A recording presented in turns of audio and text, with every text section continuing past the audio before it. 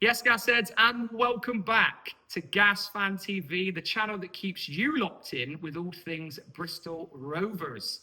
We are here for episode 2 of From Grassroots to the Gas, and I am joined by fan favourite Brad Young. Hello, mate. How you doing?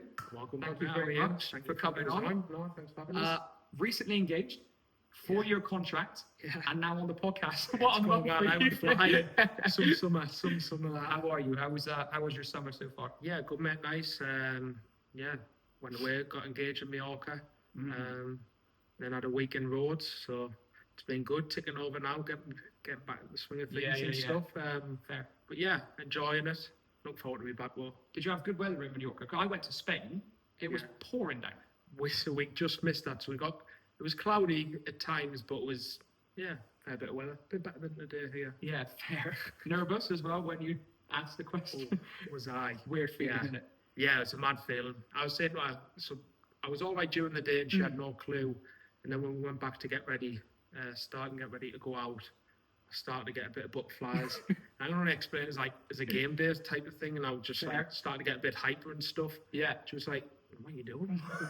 That's not the rules. We've got a nice restaurant now. Chloe said to me something funny. She said, like, you knew I was going to say yes, so what's, like... Yeah, I was more like, I just wanted to be perfect. Like, obviously I'd never been to Calydor before, and where we were doing it with the photographer, and I was like, hope she's there, like, find the right place. And trying to organise to sort everything, and then going out the room just to text the photographer and that, like, are you there? Like, is everything all right? So funny now, looking back on it, Chloe was like, I can now see that it was definitely happening, but in the moment it's just... Yeah, it just goes... Fair play to you then, mate. I'm really happy for you. And we'll that. get onto your 4-year contract very soon, don't you worry. Guys, before we start, like, comment, share, subscribe, run it up. Brad's taken his time here to be here today, so please repay that love. Also, again, thank you for the love on the Alfie video. Really well received. Show some love in the comments. We will get going. The idea of this is basically your journey from where you started to right now, today.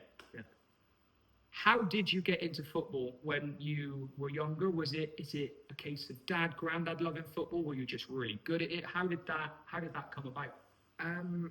It was more dad, and obviously my granddad. He played a big part. I remember they took us to like a soccer camp when I was 4 or 5 years old. God, that's a memory and a half. Yeah, when I was like 4 or 5, and I remember going on a Saturday morning at Soccer Arena in Durham. And I remember going and just crying. That's one of my first memories. Right. I was nervous about getting involved with people, and like I remember, and I think we went back and forth. He tells his story, my dad, going back and forward week in, week out, and I didn't want to get involved. And then I think at one time, the coach, he just went, I want to go and goal. And that's actually how it started. Never played out film or nothing, just got mucked in and goal. Okay. Yeah, I mean, this is one of the questions that was going to come up later, but you brought it up now. You've always been a goalkeeper. Yeah. That's it, yeah. Because you hear of stories like, the one I can think of is like Saliba. William Saliba was a striker until but you've always been... Yeah, just a big lump, get yourself in goal. were you tall as a kid as well? I've always been quite a big lad. Like those little... Yeah, 5-a-side goals and stuff. But yeah, so I sort of just stuck with us. And yeah, I've always been... Now looking back, sometimes I do wish I had a go like outfield and stuff. It's just different, but... No, I enjoy getting balls whacked at us. Yeah, fair. It takes a different breed to be in goal, doesn't it? Like around in the mud. I get nervous when you're rushing out and you've got some massive lump centre forward, and I'm thinking he's breaking his nose, but you'd head a bowling ball, mate. It's just hitters, bonkers. You're from Merton, right? Yeah. Yeah. So, and you're also a Sunderland fan. Talk to me about, I don't know, Sunderland Stadium of Light. Did you grow up watching football? Like, is that football sort of? It's huge over there. Yeah, massive. Yeah, the Northeast and football, I think it goes hand in hand. Like people work all week ready for that match day. It's similar down here, I suppose. We were talking off camera and stuff. The passion and that the fans have. So yeah, I remember going with my dad, my granddad, my mum would come along, and now my mum, dad, and brother have got season tickets still at Sunderland. So they gas in Sunderland back and forward. European football next season, mate. That's unbelievable. Yeah, they'll be getting the passports ready, but no, it's all I'd known sort of thing, and going there, watching like the Craig Gordon and stuff, it's sort of just, I love doing it. Yeah. I'd be buzzing all week, go on a Saturday morning, play football, and then go straight to the Sunderland game.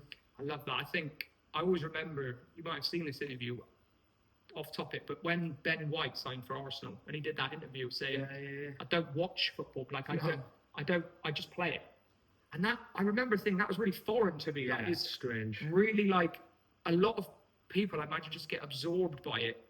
And I can imagine from the Northeast, like, it's spread it's in the end. Still now, like, you speak to a lot of lads that are playing from different parts of the country and stuff, they sort of haven't got a team that they support, but you speak to every lad that's in football from the Northeast, they all support Sunderland, Newcastle, Borough, like, everyone still loves the team. Yeah. So I don't think that'll change. I do like Sunderland. I'm a massive Granit Xhaka fan as well, so what a player. Yeah, So you ended up joining Hartlepool United Academy eventually. When did that kind of come around? Were you a young age? Were you slightly older? How did that move? I was about 13, I think, Okay, fine. when I signed. So I was sort of bouncing around like Newcastle development, Sunderland. My dad was taking us all over. Yeah.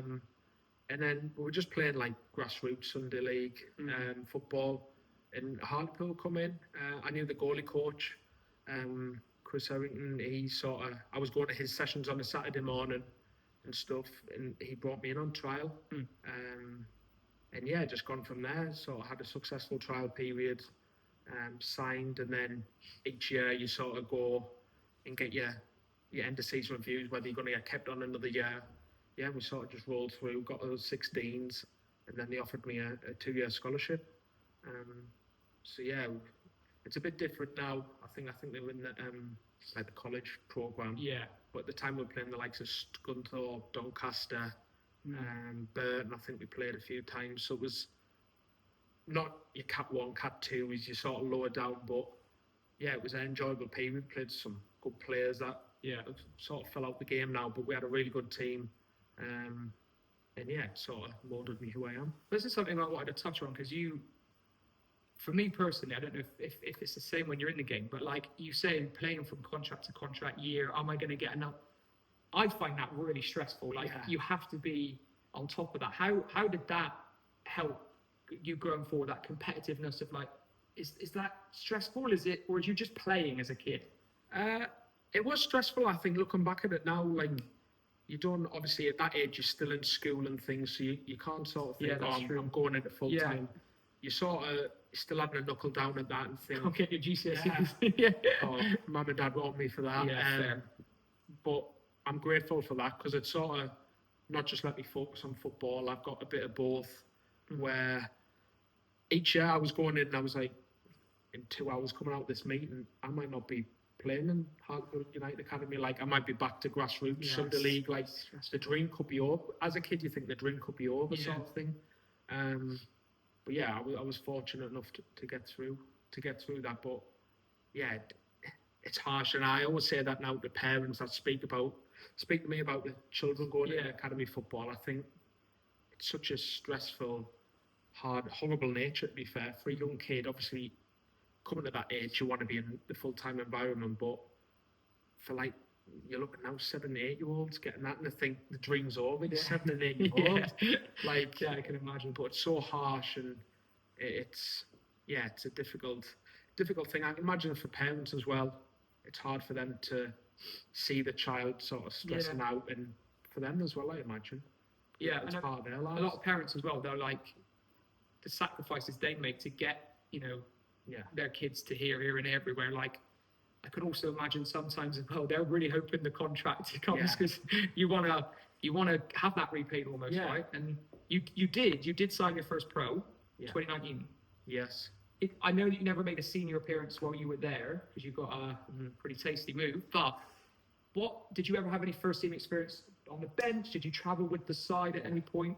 Yeah, so I'd done obviously first year scholar. But there was no, so I touched on Chris Harrington was the goalie coach in the academy, but they never made him a full-time with the youth team. Right. So I was fortunate enough that Ross Turnbull was the first team goalie coach. And he sort of took to me, saw a bit. And that's where I still speak with him now, both Chris and Ross. and the sort of part of my network team I like to touch base with and that, because he sort of took me under his wing massively. And he worked with me long hours in the day, like a bit like Bits does now, on and off the pitch. So I would watch analysis of the Allisons, Premier League goalkeepers. Yeah. And yeah, he took me under his wing. So I got that first team exposure then, and there was only 2 first team goalkeepers. So if one was injured or not, I'd jump in and be around the first team. And then I got a few experiences to travel with them and things. But in the National League, there was only 5 on the bench. So I'd travel, do the warm up and stuff, and then go get a shower and then sit behind the bench and watch it. But sit in the stand. I think as a 17-year-old kid, you're just buzzing to be there, sort of thing. Like you're seeing like lads that have played 500 games in the football league, how they prepare for games and the different type. Like some lads are really nervous, some lads think they're just some lads interesting. They're just going to ball out and play like the parks with them. It's something like there's so many different like emotions going through it. But as a 17-year-old kid, you were like, oh, it's tremendous, like it's wicked. This is something that I spoke about in the last episode. I think National League football is a really good standard because of I obviously couldn't do that, you know, and it gets pooped on a little bit, and that's why I wanted to start this podcast, because there are some ballers in that league. And although it's a lot of them are maybe say, I don't know, not full time, maybe semi-pro, whatever. Like I like the fact that you touched on. You've got some real good pros there, 500 games that you can learn a lot, right? Even from somewhere. I think looking back now, obviously we'll touch on it a bit, but when I was at Notts County in that year, that it was Wrexham and Notts, and it's season. You look at like where the majority of them lads are now, playing the Champ, League 1, League 2, like ripping it up, and it's like you just need. I think football, you just need an opportunity, a break, similar to like what I've had this year, a little break, show what you're about. Get the show on the road sort of thing. Fair. Where some of them maybe haven't, maybe it's family issues, like family situations, location, but I think, there was some big players in the National League. There are. I mean, you got a bit of a taste of it then in the 1920 season. You got your first loan. Yeah. Billingham Town. Hopefully I've said that. Don't slate me if I haven't. 30 times you played for them. How was that? First season, men's football, starting goalkeeper. Brilliant. Like that's, like I said, that's molded me to who I am now. I think I was the second year scholar going into, I think it was step 6 football maybe, but that's where it all matters. Lads getting the 30 quid win bonuses, whatever. Like it pays for the kids and nappies for a week or whatever. They're working Monday to Friday, like. And again, good standard, still good standard. And you've got some hard men, like good quality players who are also grafted. You've come in from an academy at that point where like they're maybe thinking, oh, maybe we'll glitz and glam potentially. Like, how did that environment feel? I loved it. I loved every single minute of it. I just knuckled down and just cracked on. And I just went from strength to strength that year. It was special. You feel, that's where you start to feel the pressure of football. It's not massive pressure, but it's then extra bonuses matter to the lads. Yeah. No, of course. They're not going out there. There was 300 to, I think it was 1,000, the most I played under that year. Fans, and you get the abuse from the lads. You hear every single thing that's said from like 40-year-old blokes. I'm like 17-year-old. It's out of here, but like... they love it, don't they? Yeah. You've got to think, like you said, about with the fans, you touched on this earlier, that's the thing they have, like that's where they blow off steam, I guess. It's part and parcel, isn't it? And that's sort of, it's where you get it. But no, I loved every minute of that. Now I'm very grateful for them to sort of set me rolling. I think in that year, I got with England goalkeeping sort of camps. They'd done it was like a 3 to 4 day, like sort of camp at St George's. So where all goalkeepers from, it was like Chelsea, Brightons and that go, and I was Brad Young playing at Billingham Town from Hartlepool. Like I was like, there's lads there from Chelsea and stuff. So that's where I got into the sort of the national setup. But it was, could you see the level difference, like with those Chelsea boys? You can see them. Yeah, looking back at it now, I think that's like a big thing. Yeah. But I think at the time I just took it in my stride and just went for it. Like it was it was mental, and I sort of just felt like the underdog. Like no one's expecting anything. It was like lads here, Chelsea, Man City, played for like England and stuff, under 17s, whatever. And I'm just balling up from Hartlepool, like. So no, that was the sort of good experience. That I'm grateful for Billingham for giving that a young lad that opportunity. Good, nice. I love that. I can just picture you like all these big training kits, your Chelsea's, your Man City. But you're playing first team football at that point, like as well. Like a lot of those I think boys that's what sort of set me aside, and I think that's where it sort of kicked me on before I got my move, where I was sort of not ahead, but like I was sort of creeping up on them, even though they were at the Man Cities and and I'm at Hartlepool, but I'm getting games under that my first belt exposure is sort of thing. important, right? Yeah, for sure. And it's a different environment. Like that's like what I touched on. That's where it matters. Sort of your pressure and it's where you make the mistakes that are going to cost you. Not playing on a Saturday morning sort of thing. Like it's interesting about the bonuses as well. Like if you make a mistake and that person doesn't get their extra 30 quid.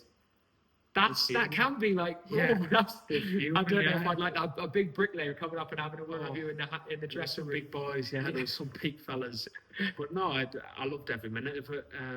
I can see that you did. Your face, when I mentioned it, your face lit up. I buzz off it now. Like anyone mentions it, like I still speak to a few people that were there. And it's such a brilliant experience looking back on. Something I'm proud of. And that's quality. You then got a taste of real quality football in your next season. Blythe Spartans. Now, it will say here you made 8 appearances and then COVID unfortunately curtailed them. I do have a question from a fan in a second. I want to get your thoughts on it first. How was that experience at Blythe? It was tough. Obviously going in, I'd gone from Billingham to back at Hartlepool, then going on to Blythe. Because how many steps up was that at that point? Do you remember? Because it's National League North at the time. National League North. So I'm going to say it was 2 to 3. Yeah, it's a big jump. It's a big jump. It's a big jump. And Blythe it struggled. They sort of got fortunate. The COVID years that they stayed up, and the leagues got sort of panned. But there was no fans or anything, and going in, you're playing like the likes of York and things. We played. Yeah, good sides. Good sides. And lads, the side wasn't the best, but I was getting exposed to proper football. Like I was getting many crosses to come and take. I was facing lots of shots a game and stuff. So it was hard, and that's where you really have to sort of grow up, because you're getting closer and closer. Sink or swim. Yeah, I'm only one league below Hartlepool sort of thing. That's true. You've got to be honest, and you go into the proper footballing grounds and stuff where it's. I love grounds like that. Historical. I just think that's like the Herefords and stuff like that. Going on a Tuesday night, travelling down. And stuff like some of them lads have been to work, and you go on there, and some of them were. I think York were full time. There was a few others that year we played, and you really tell the difference. Really? Yeah. Interesting. You could really, really tell the difference.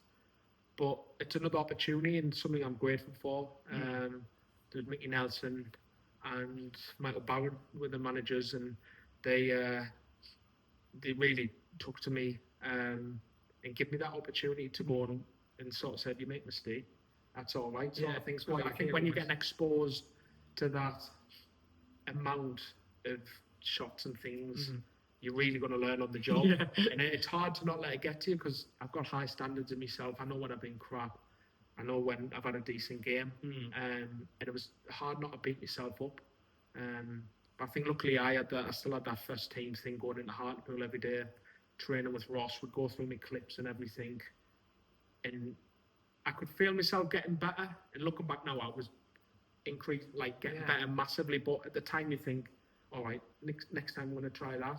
So, correct me if I'm wrong then. So were you still training with Hartlepool and then playing for Blythe? Is that okay? Interesting. So that's okay. I didn't know that. How does that work then? So basically, Hartlepool were full time. So I'd go in, say Blythe were Saturday to Saturday. Yeah. They'd train on a Tuesday night and Thursday night. So on a Tuesday morning, I'd go in, do an hour with Ross, the goalkeepers, do that, and then go home, shower, relax all day, then go up to Blythe on the night. Wednesday off, Thursday do the same, Friday in at Hartlepool, game Saturday. That makes sense, because sometimes I think about this season, I I've sometimes seen like Ryan Howley in the back Yeah, training yeah, picture. yeah, I'm so like, that's he's on what- loan at Tamworth. Like how? Yeah, That's what interesting. happened. So obviously, I think Tamworth are the only non-full-time in Okay. the National League. So there was times where I'd come Mm. and train, say like the Saturday to Saturday. It's a bit different Saturday to Tuesday Okay. because Monday you won't do a lot anyway. Yeah. It'll be more like team shape. But if they're not in, Yeah. he's not going to go in our shape. And Fair. Okay. Yeah. That makes sense. so there'll be times they come back. Ollie Dewsbury as well. Mm. That So- sounds really helpful though. Like Yeah. you still get the first team set up, Yeah. and then you're getting your game exposure. Yeah. That's interesting. Yeah, so they're still keeping that sharpness and things and the full-time training, but you're going to get your game exposure as well. Love that.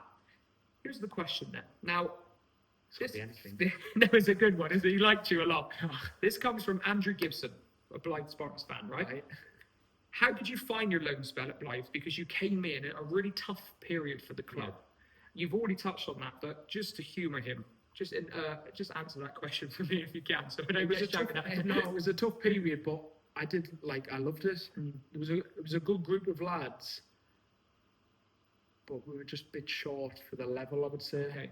Was it tough because of the pandemic? Is that why it was tough, or was? I think there was a lot. I'm not 100% sure, but I think there's been a lot of ownership issues Okay. at Blythe and things. Fair. And that sort of filtered down. Obviously, I sort of just went in. I was only there a few months, so you didn't get the full feel, but I did thoroughly enjoy it, and I think it's a massive club. It's a massive club, very historical. Great kit as well. Yeah. The kit's banging, I think, anyway. Yeah. And it was just hard. Like a lot of the staff were volunteers and things, so Yes, that makes and sense. you feel for them because they were given everything for the club, and it For free. yeah, and it was just filtering down, I think, from the top, which is sad. But yeah, as you see where they've gone to now, they've dropped. I don't know if it's 1 or 2 leagues, but Yeah. I feel for them, and I feel for the fans because we've got a massive fan base. I think we can get 600 to 800 fans, but that level's massive. So I did really enjoy it. It was just a tough period for the club, and you always prefer when you're winning. Do you wish you maybe had longer there? 8 games? I would have loved to go longer. I would have loved to have done a full season and take that. And Yeah. see if we can get out of the scrap. But I think obviously with the pandemic and things, it was a tough time for all football. Like there was no fans or Yeah. anything. And I remember in the last podcast with Alfie, he basically just said it was horrible. yeah, COVID was just minging. Like you just, not only the pandemic, but just playing football there's just nothing. You feed off of that. I can that's what I imagine. meant. And especially like I can only really speak from now. Yeah. Like if we were say first game next season, you're playing without the fans. Yeah. After the back of like the last few weeks, you're thinking, I can't imagine it. Yeah, Like, no, I can't imagine mad. it. It was weird for us as well, by the way. COVID. Yeah, like, I the can fans was imagine. Yeah. really strange. Like, where do you like turn to? Because, for instance, we were speaking off camera, right? Like football for me, like whether or not you boys play well on a Saturday, Yeah. right? Like, I love it for my mental health. It really helps me out. Like to have that thing. I can imagine when that's taken away, like it can be really, really tough. Yeah. And especially when you're finally gaining traction as well in the game, when it's like, yeah. oh, that's taken away. It must be so hard because, like, even for me, obviously, I'm not running around and things, but I feed off of like, Of course, when the fans. you are love like, it, mate. I can see because yeah. I'm sat, like I'm West Stand, Right, yeah. and I can see you love it. Like Yeah. one of the questions, I'm not asking you this because I forgot to add it, but I'll ask it now. Like is there a favourite shithouse moment you've had from a fan where you're like, do you know what, fair play, that was good? Because Kofi loves it as well. You and Kofi in the back, mate. I feed off. You give to be it. fair. Going to Notts. It's a funny one. Going to Notts, obviously, last game of the season. Me being there, I only played twice. We'll touch on it in a bit, but Yeah. and there was a fan behind the goal in their cop end, a 4-year-old, and he gave me dog's abuse. He gave me shit, and I was getting a drink. I think one of the lads was down injured. I was getting a drink, and he was like he had a kid in that there with him.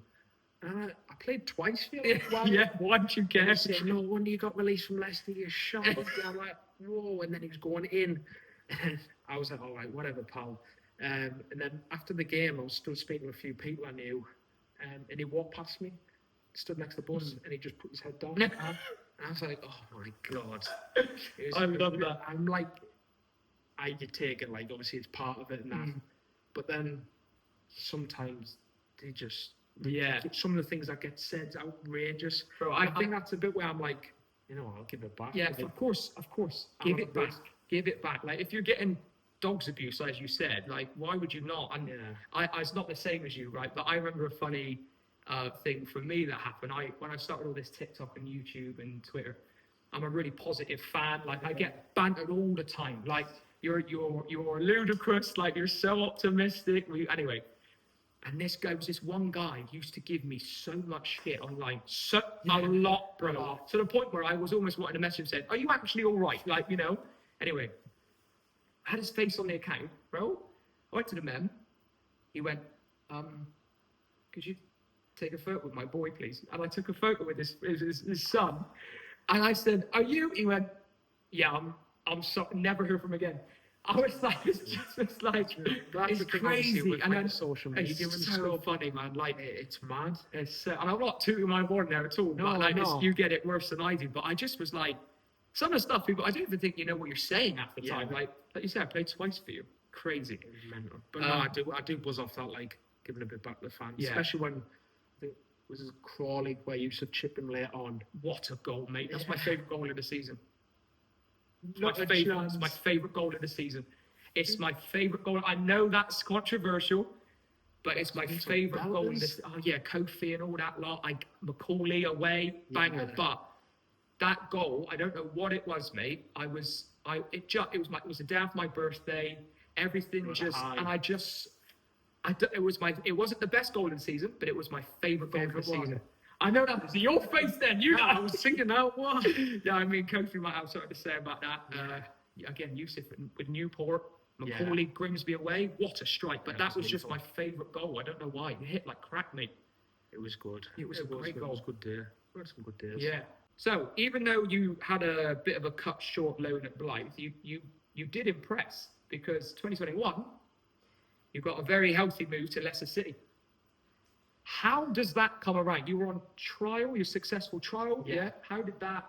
I guess you were released by Hartlepool potentially, and then you went on trial, or can you go on trial while you're still contracted? I went on trial. So obviously, because I was on loan, Hartlepool had two keepers in.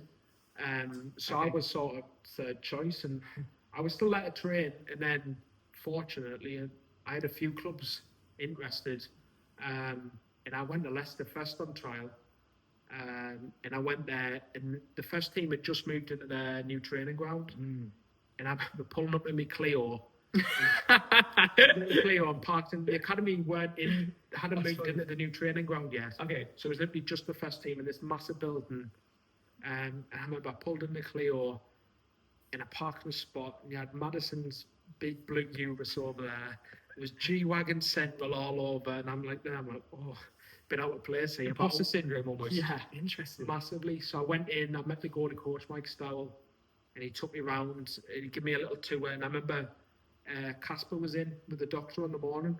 So just Schmeichel. Yeah.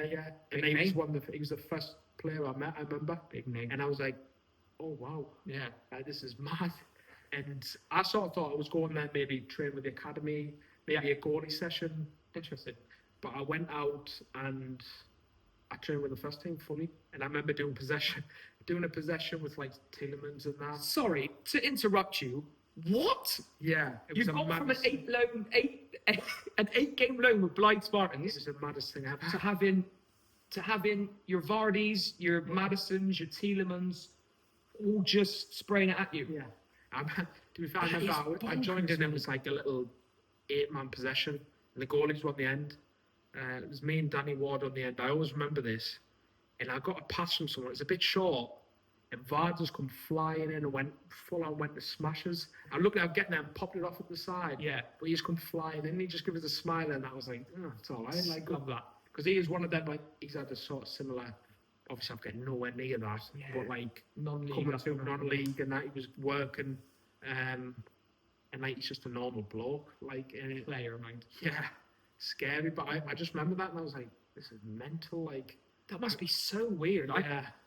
I couldn't get my head around. Obviously, I was going to say, I massive- can't get my head around that. How was this that? massive facility and that, and I'm like looking around Prem players now. He's won the Prem 2 years ago. Like, this is mental. Like, That is nuts. I was like, whoa, this is mad. That must have been. And I think that's when I remember on the Friday. So I'd done a full week of training and stuff. And I remember having me dinner on a Friday, and the goalie coach was like, "Oh, the boss will come and speak to you in a bit." And I remember Brendan come over, and he was like, "Oh, come into my office." And I was just sat there at dinner, and we went in. There was me, him, and the goalie coach, and they were like, "Look, like we'd obviously love to sign you," sort of thing, and to come in. And I was like, "Oh yeah, like, it's amazing!" Like, yeah, absolutely. You're not going to say no, are you? And that's the thing, and I think a lot of I sort of made my mind up then. Obviously, it wasn't a million mile away from home. Yeah, that's true. And you went in this facility, I was like, that's amazing. Like Because the pictures and stuff they've put out of that over the last couple of years, it looks ridiculous. It's scary. Like, And their pitches are. Yeah. I remember always their pitches at the King Power with the fox in the bit. They've got good groundsmen and stuff. So they've got like a ground staff academy sort of thing there on the site. So there's more groundsmen than players, I think. Yeah. But no, it was sort of made up in mind then. So I sort of pushed back the other clubs. But yeah, that was a mad time. I mean, you ended up playing 48 times for the under-21s for Leicester. And I went back and did some research. These are the words that they described about you in interviews with reports. Athletic, commanding goalkeeper with comfortable with the ball at his feet. I like that. I think that sums you up pretty perfectly, to be fair. What was the kind of Blythe Spartans Leicester under-21s comparison like? Because I can imagine it was a little less physical, but technically I can imagine it was much better. So I was sort of, obviously I come through with Hartlepool, and I found this when I went away with like the England setups, the 19s and stuff. It was like, I've gone from Blythe and Hartlepool, similar to where we are now. We're playing to win games of football. Yeah. So there's no risk. You're kicking it as far as you can, sort of thing, hitting the big lads. And any pressure, you're hitting areas, sort of stuff, yeah. And I remember first 6 months of the 21s football, like, I'd get a couple of back passes, so I was getting pressed, and I just hit areas, like, I was like, I'm just still in this thing. Yeah, like, I mean, where they this want foot mindset. on the ball, like, you're playing into your six and stuff, which I got in the end. Do you get a bit of a bollocking if you? Well, I wouldn't say a bollocking, Okay. they were just sort of like, you need to sort of play the way we want. I remember Brendan told me, because he watched a couple of the 21 games, Brendan Rodgers, and he come and sort of said, like, look, we know you can make all the saves, you're commanding and all that. We know you can kick the ball a mile. We want to see you, like, playing through the lines and stuff. And I was like, Show me some techers. Yeah. He was like, you'll make mistakes. He said, but it's 21's football. I'm looking back now, I probably should have had more of that attitude of, like, I'm here to make mistakes sort of thing. Okay, that's interesting. But, like, not force it, but, like, really try and hone them skills sort of in. But yeah, I quickly got the hang of it and stuff, and it's a completely different game than proper football. Like, I can imagine. massively. But you've come in. I can imagine you've come in with men's first team experience. Yeah. To then come into that, you've got that game matchness or that game kind of feeling. Now you can hone those little skills. I can imagine that was helpful though as well. Oh, definitely. And I think that it's something I say now. I'm proud of where I've come through my pathway. I'd rather have done my pathway than come through the academy system. Like, it's that's the nice Cat to hear. 1. That's good to hear. Because I think, I'm not sort of blowing a trumpet or anything, but I think the mindset's completely different to a Cat 1. Yeah. Like, I'm a hard worker, grafter. Nothing's given to us on a plate. Yeah, for sure. I'm not throwing my kit into a dirty bin to get washed by the kit men and kit people. You're going home scrubbing mud off. Oh, I'm going home, break my mum's washing machine, like having to wash them in the garden with a hose just to get every bit off and then put it in the washing machine. Love that. You know, and bend it like Beckham when she's cleaning her boots and it's just not going well. But it's like, it's a completely different thing. And I think that sort of instilled in me that this sort of like hard work and nothing's for granted sort of thing. I can imagine it was a nice feeling of like I've worked for this moment, you know, even at that age. Yeah, and I think it was a bit like you said, like imposter syndrome, even in the 21s and being around the first team and stuff. I was like, these lads played like in the World Cup and things. Like, That's bonkers. I'm just like a lad from County Durham, like a little village sort of. Yeah. Just love football. Happen to get like a bit of luck and sort of. You're pretty good at it. And does that imposter syndrome wear off relatively quickly, or it sort of never? Not really, no. Until you sort of get closer with the lads and like maybe you go out for a few drinks with them, have a bit of food with like the first team players, and you sort of think, not I'm at home here, but like these are just same lads. Yeah, they're just 10 years further on in the career. So they just happen to be playing in the Prem. Like they're just there's a lot of them lads that have won the Prem and stuff. Honestly, brilliant lads. Like they'd sit here, like they wouldn't blow their own trumpet or nothing. Like there's where some obviously go and there's the clicks and the I am this man, like whatever. But there's a lot of lads and the genuine ones that are there willing to help you and give you sort of a. I love that. That's good to hear. I mean, I remember you might have seen this interview. I think it was Charlie Austin. Years ago, he said, "You find more divas in the lower leagues than you do in the Prem." No, definitely.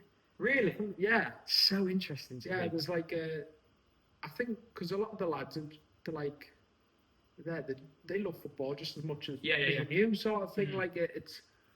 And I just happen to be mustard at it. Wicked at it, have a nice car and stuff, but like they're just normal blokes. Yeah. Like you go out for a drink with them, you sit there, conversation about families, whatever. Like because they got lives, haven't they? Yeah. They got lives. I think human beings sort of thing. James Madison with his ACL won it this year. He did a behind the scenes, and it's like he's doing kid drop offs, and I'm like, I do that every morning with Rio. Like you're just a normal bloke. It just happens to be I get paid absolute peas. Yeah.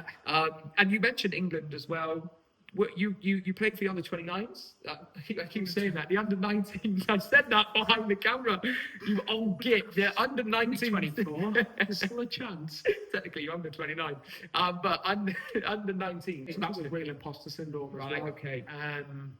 Because I can imagine you were with some top kiddies there that have gone on to play some good football now. Yeah. To be fair, I looked at the squad list this morning because I was in a few 19s. I got called up in the under 18s, but it literally, as the camp was, COVID started, so I got cut short. Got him. And that was leading up my age. I think it was leading up to Euros, I want to say. So there was every chance. Obviously, I might not have been, but we were going into that. So the 19s had Cole Palmer, Morgan Rogers. Clint was the captain. Is it? Yeah, Clint was the captain, and I remember Jared Brantwaite. Yeah. There was some Nathan Wood. I looked at it, and there's some big players. Harvey Elliott. At the time, obviously, he was playing and stuff. So wow. Like, and that was imposter syndrome. I'm a big fan of Clint as well. But I've always backed him. I think he's quality into that midfield. He's been superb. But I've heard from other players he was mustard as a younger pro, like mustard. He was. So that's some good quality sides there, good quality players. Good. So that was like going into training with them. I remember obviously because all them had been in England camps and stuff before. Yeah. Where when you're in the goalie camps, you don't get the tracksuits to keep in that. Right. You just get the training kit, give it back sort of thing. So they all rocked up in the England travel kit, and I've come on my O'Neill's Harlequin kit. And I'm like, hi lads, I'm Brad, nice to meet you. So that was like in training with them, the level was insane. So because I know that a lot of I've seen a couple of clips on Rovers social media. Yeah. You and Clint quite often appear together. You knew him from the England days and stuff. So I saw Jed and Clint were the only two I knew coming into Rovers. Yeah, Jed, of course, as well, And I think obviously I played against Clint in the 21s. And I think it was at Reading and Blackburn. But yeah, Clint was the boy back in the day. Yeah. You can see that there as well on the pitch sometimes. Sometimes I'm like, how's he made that pass? Like, how's he seen that? He's so good. I'm a big Clinton Mola fan as well. And God, Morgan Rogers, that's a name. Cole Palmer. Cole Palmer, he was sensational, scary. Yeah. I think Morgan's come into his game now, but at the time he was more like a power athlete, fast. Do you still chat to any of these boys now? I do speak with a few, I'm quite close with Jared and James Trafford. There's a few others. Yeah, I mean, I go with. some big names in there, man. Yeah. Big But, like, names. that was proper imposter syndrome, if you've ever had it. Interesting. And I guess at that point you weren't in Leicester Academy, so you didn't know the prep. Like that was. No, yeah. So Yeah, I literally yeah. I went on trial, and then I think 2 weeks later I went away with them and played, and it's insane. Like just the day to day, seeing them, like that's what I say, seeing them, Yeah. and you're like, I want to get to that level. So You've it gives also you got a to think as motivation. well. I wouldn't be here if I wasn't good Yeah. enough. Like you've got to try and shrug that off. I can imagine. yeah. To like, do you know what? I'm playing with these boys. Yeah. Like I must be doing something You right. must be all right, yeah. Yeah, fair play to you. You just go with the flow sort of thing. Yeah. It just sort of goes by before you even know it. You then get your first loan under Leicester Yeah. to Notts County. You did say we touch on this, and I mean, touch is only really what we can do because it was pretty brief. 2 appearances for Notts County, but it wasn't because of, I don't know, it wasn't, say, talent. It was injury, wasn't it? Yeah. Knee and ankle. Yeah. I can see the scar on the knee there. It's a different one, That's not the knee? No, that's when I was a young one, man. Wow. What happened there, mate? Because that's if you on. returned back to them, Yeah. it must have been a really nasty one. Yeah, so it was. So after my first season, the 21, so coming to the end of it was when I signed for Leicester. It was always the plan of you play 21s football, get used to that sort of style of play, whatever. Be around the first team. So I had some brilliant experience. I went away, the first team, to a fair amount of the like prem ground. Sorry, done like third choice where I'd warm up and stuff. You do the overnight stay and that. And then on my 20th birthday, they were in the Conference League semi-final. So we went to Rome away, which was unbelievable. I just remember pulling up the Stadio Olimpico, because it was the second leg semi-final, and it was 0-0. So you're going to Rome, the flares are out. They were love staying it, at mate, the top of Rome, and the police had scored down. It was sensational, like it was goosebumps. You're on the bus, the coach with Yeah. the ball. Oh, wow, you got a real taste for it. Yeah. So I spent the full day. And we flew the night before. Spent the full day in the hotel and stuff. And then we went there. And there was flares and That's crazy. missiles flying everywhere. And that was scary. And I remember you go into Stadio Olimpico and you go down a big ramp and stuff. We put our bags and that in the change room. Went out, looked at the pitch. I remember walked up. I want to say it was 3/4 full, the stadium, Really? whistling and stuff like, and I was like, whoa, this is mental. I've got a video on my phone of like videoing everything, and looking around the Stadio Olimpico was massive, and that 3/4 full, like, it was unbelievable. Like, that's probably my best Leicester experience. Really? Yeah, that night. Because I'm really glad you mentioned about filming it, because I see a lot of players in the centre circle, even in the Prem, filming, and I think I like that. You've got to soak it in. You've got to practice gratitude. You know what I mean? Like you've come from Hartlepool United, Billingham Town loan, to go into the Stadio Olimpico. I mean, soak it in, mate. Yeah. That must have been. It was unbelievable. Did they win that game? No, we got beat 1-0. So we were staying over the night after that night anyway. So that was my birthday, and everyone. So I had a few drinks and that. So it ended up being a good birthday. Obviously, it was a shame about the result, because that would have been an unbelievable birthday. But You might not have come home if you would have No, won I that. know. That's your birthday. But no, it was a brilliant experience. Like coming out for the warm up and stuff. Like they all had the flags, the whistles, and That's that. mad. I had like hairs on the back of your neck. I remember Danny Ward saying in the warm, he was like, "Are you all right?" Because I must have just been looking like, "Oh, this is Rabbit in headlights. Yeah, it was mental. And we always played like Casper always played a game in his warm up to go into the like a crossing drill where you like to the line. And I remember mine was flying past the line. I just had like sort of not lost all control, but I was like shaky legs. Yeah, like Jelly legs. like the adrenaline and stuff. I'm like, I'm not even playing the game. Can you imagine actually playing in that That's game? what I thought, and that's when I was like, I need to watch these, how the mannerisms and stuff building up to the game, and just they were so relaxed. It was mental, and that's sort of like what I was like, that's overexposure, isn't it? Then they would have just been, and I can imagine with Casper, with who his dad is as well. That would have been. It was just just getting to a flow state, and I think. That's sort of taken that away. Like we went back to the change room, and that you see them after you warm up, you're about to go out and play in the semi-final, in the Europa Conference League. Like the lad, they just chill, like Red Bull and that bit of music on, just relaxed. Just going through the motions. Yeah, And just you're there. go out and play a game with your mates at the park, like, and it was You're so there with like, wobbly belly. yeah, fresh and what? Now I'm not even involved here. I'm on the bench, I'm in the shower, and watching the game. And I'm like, That's mad. so good. I mean, look, it's. But we Yeah, your injury. No, fine. Please do, please No, more of yeah. that. But your injury, yeah. What happened? Yeah, so What happened there? going into the second season at Leicester, it was sort of a thing of going to get out on loan. And I had a few loans. I remember, I think Crawley, it come down to Crawley or Notts, and the club ended up choosing Notts, whether it was the location, financial things, whatever. Oh, you didn't get the final say. No, I never had the Wow. final Okay, say. interesting. So they'd sort of, which I was a bit, because Crawley were in League Two, obviously Notts in National League. National League, yeah. And Big club though. Yeah, Big massive. club. And I was content with it. And I went there, I think there were 3 games in. They were flying like 3-0, 4-0 that season. It was Macaulay mental. Langstaff would have been on fire that season, wouldn't he? Scary. Yeah. And so I went in, and I knew Macaulay from being up north, and they had quite a few lads in the changing rooms where I knew, so I fit in straight away. It was a brilliant group. That's good. But the issue was, they were winning 4-0 every week. Well, they're not going to put me in if they're winning 3-1. And they lost. I remember we went away to Dorking Wanderers on the Astro, and we got beat 3-1. And I remember thinking, oh, is there a chance here? Like, so I was training well. I smelled blood. Luke Williams was the gaffer. He's a Peterborough now. He's brilliant. Yeah. Like, he was so good with me. And he said, like, look, like, you've trained excellent. Like, we can put you in, but I'm not going to change your winning. And I was like, look, I completely dropped that. Yeah. It was Sam Slocum who was at Gas. So it was like, yeah, I'll just keep training. Like, I'm enjoying. I love the group of lads. Like, we had a great like team camaraderie and stuff. It was brilliant.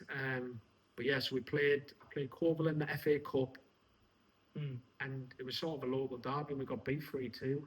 And so I was thinking, oh, that was the last qualifying round, and they were 2 steps below. Yeah. So they were like, 1 below National League North.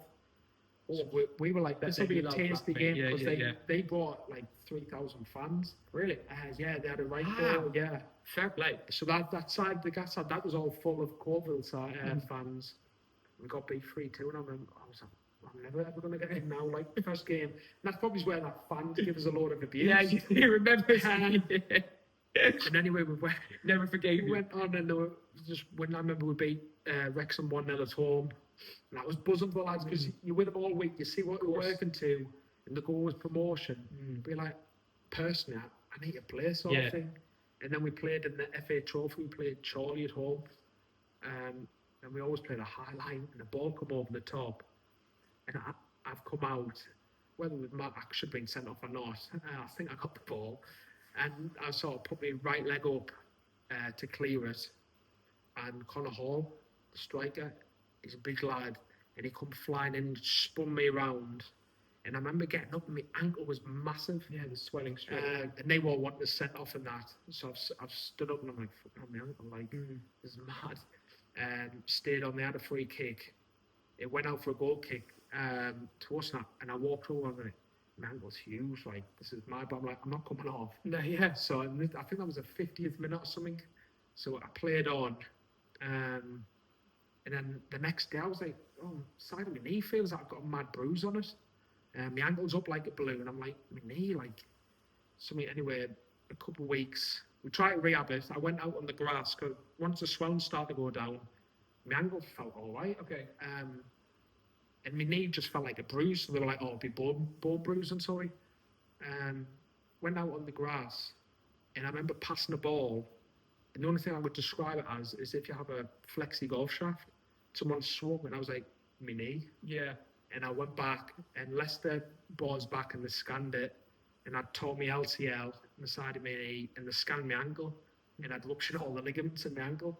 And I was like, oh, that's a tasty one. You must have a high pain threshold, mate, if Yeah. you were able to still walk on that. It Fair play. It was mad.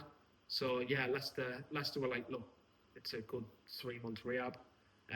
So I ended up going back, and I was gutted because you could see what was going to happen, like the Wrexham Notts thing. It was like, and I thought, Yeah. if Sam gets injured, I could be in. Like, Yeah. I'm a desperate player. Like, Not that you wanted him to get injured. no, yeah.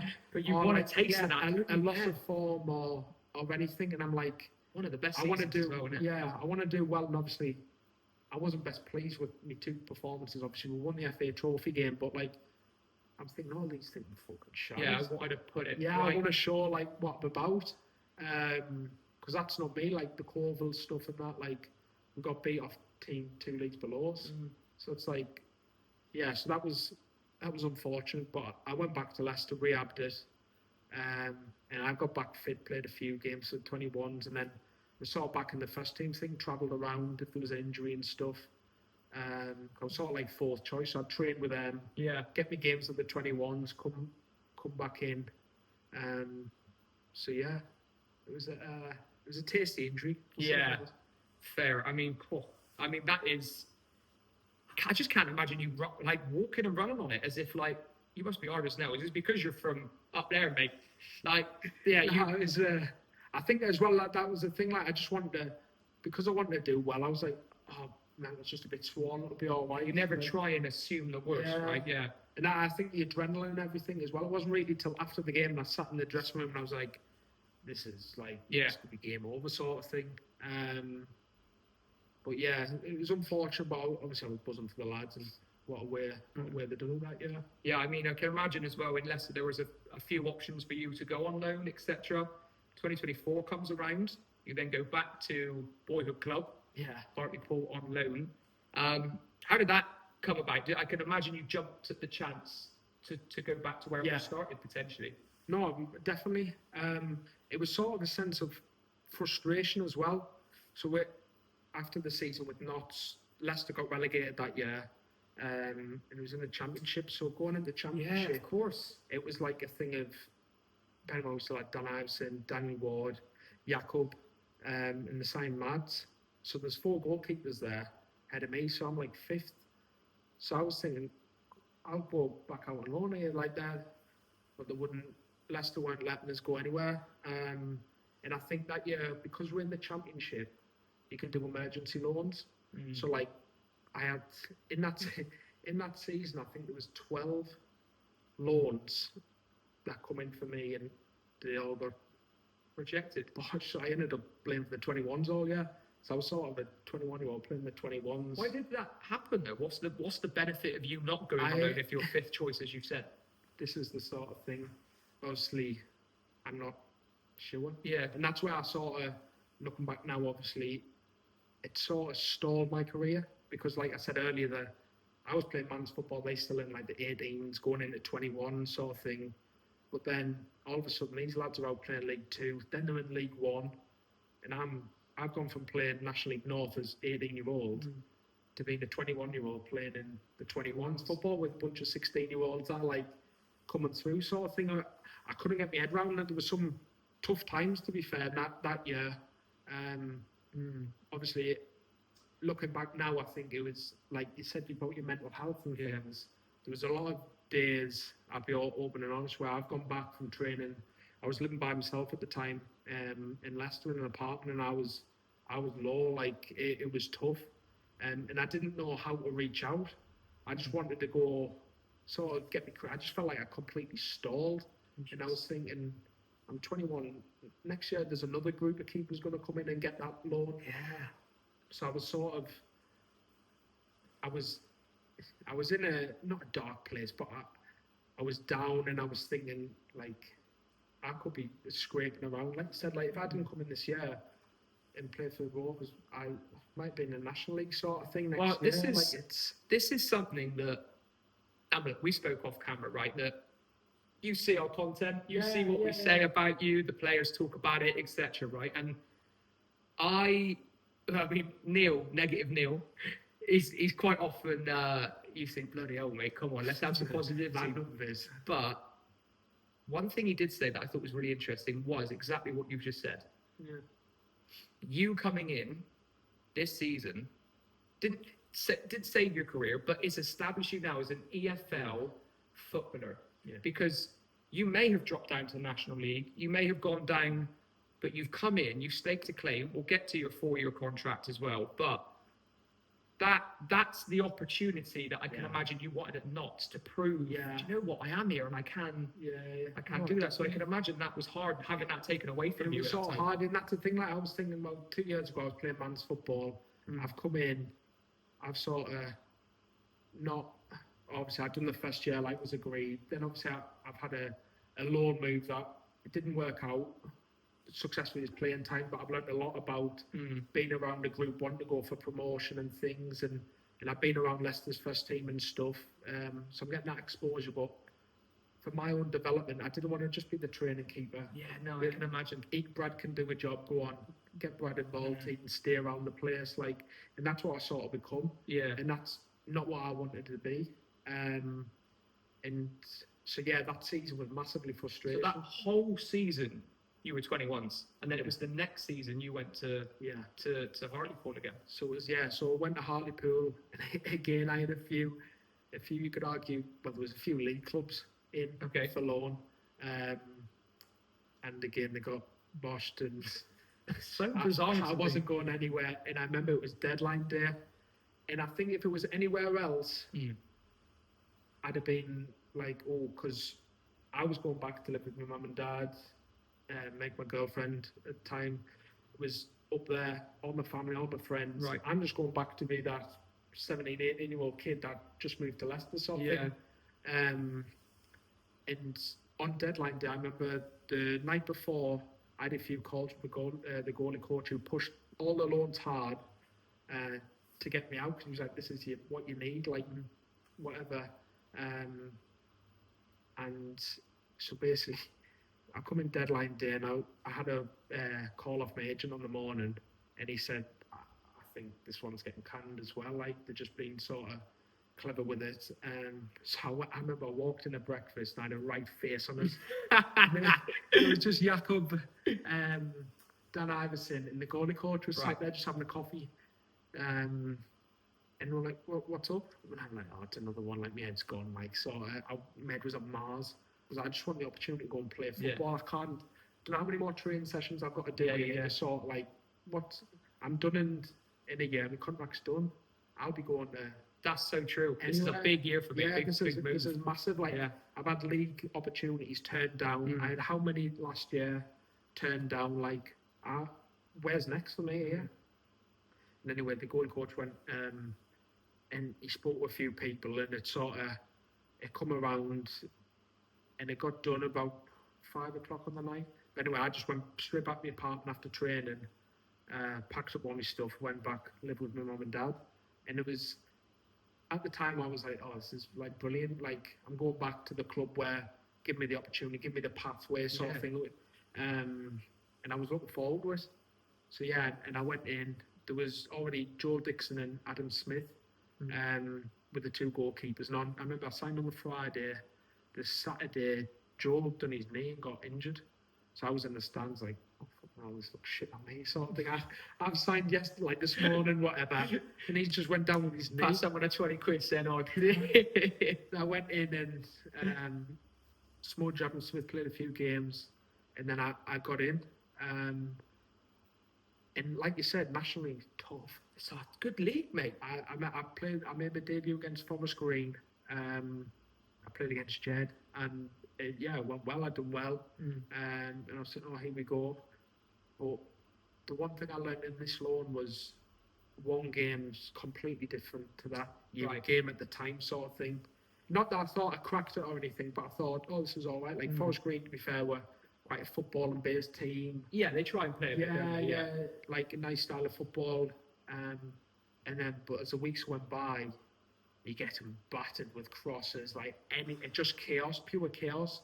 And I remember Leicester, the goal coach, come and watch one of my games, I can't remember where, might be in Bracknell somewhere. And he said, you put the first team lads in there, they're struggling. Like they go, it's a completely different game. Wow. And I was like, yeah, I know, this is like mad. And you're in the midst of it, like I was enjoying every single minute. Because you grew up playing that type of... So I've gone like full circle. Like I'm back there like doing this. It's mental, like, but now I'm actually playing for Hartlepool, the fans and stuff. And there's a pressure on you at Hartlepool.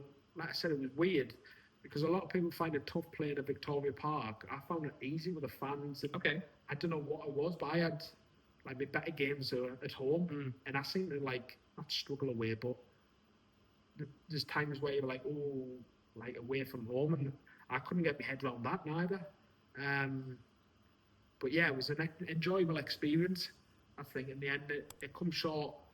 I was obviously 6 months left on my deal at Leicester, and I thought, do I go back and try and win myself a contract, or like watch my next play? Because they just kept the cards close. Because they recalled you in the Feb, didn't they, from that point? Yeah, it was the deadline day.